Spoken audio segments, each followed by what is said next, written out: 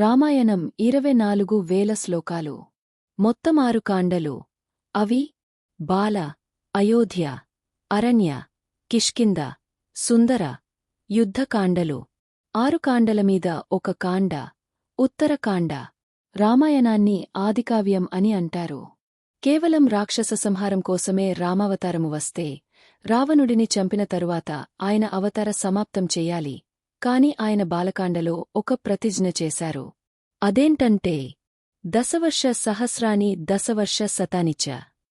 నేను 11,000 సంవత్సరాలు ఈ భూమండలం మీద ఉండి, ఈ భూమండలాన్నంతటిని పరిపాలిస్తాను అని. రాముడు 14 సంవత్సరాలు అరణ్యాలలో గడిపాడు. భగవంతుడు కనుక రాముడు తన తండ్రిని చాలా గౌరవించాడు. భగవంతుడు కనుక రాముడు నిరంతరం ధర్మాన్ని పాటించాడు. భగవంతుడు కనుక రాముడు తన జీవితంలో ఒక భార్యతోనే ఉన్నాడు. భగవంతుడు కనుక ఇలా అనుకుంటే రామాయణం యొక్క ప్రయోజనం ఏమీ ఉండదు.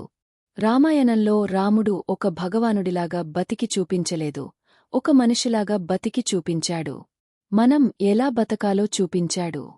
అందుకే రామాయణం ఎంతకాలం ఉంటుందో, ఎంతకాలం చెప్పుకుంటామో, ఎంతకాలం చదువుతామో, ఎంతకాలం రామాయణం మీద విశ్వాసం ఉంటుందో అంతకాలం మానవత్వం ఉంటుంది. మానవత్వం లేనప్పుడు మనిషిగా పుట్టి ప్రయోజనం లేదు. తల్లిదండ్రుల దగ్గర, సోదరుల దగ్గర, గురువుల దగ్గర, భార్య దగ్గర ఎలా ఉండాలో, ఒక మాటకి కట్టుబడి ఎలా ఉండాలో రాముడిని చూసి నేర్చుకోవాలి.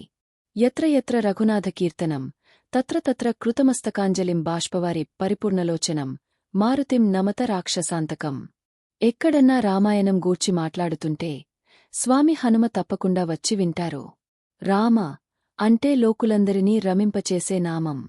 రావణాసురుడు బ్రహ్మదేవుడి గురించి తపస్సు చేసి నరవానరములు తప్ప అన్ని జీవరాశులతో చావు రాకూడదని వరం కోరుకున్నాడు. నరవానరాలని ఎందుకు విడిచిపెట్టావు అని బ్రహ్మ అడగలేదు. రావణుడే చెప్పాడు, ఇంతమందిని అడిగాను, నాకు నరవానరాలు ఒక లెక్క అన్నాడు. రావణుడి దృష్టిలో మనుషులకి ఉన్న స్థానం అది. నరుడంటే అంత చులకనగా చూసే రోజుల్లో నరుడిగా పుట్టి, ఒక మనిషి తలుచుకుంటే ఏదన్నా సాధించగలడు అని నిరూపించినవాడు శ్రీరామచంద్రుడు. అందుకే మనిషిగా పుట్టిన ప్రతి ఒక్కరూ రామనామం చెప్పాలి. కూజంతం రామరామేతి మధురం మధురాక్షరం ఆరుహ్య కవితా శాఖాం వందే వాల్మీకి కోకిలం. రాముడి యొక్క ఆయనం, నడక కనుక దీనికి రామాయణం అని వాల్మీకి మహర్షి పేరు పెట్టారు. అలాగే ఆయన రామాయణానికి సీతాయాశ్చరితం మహత్, పౌలస్త్యవధ అనే పేర్లు కూడా పెట్టుకున్నారు.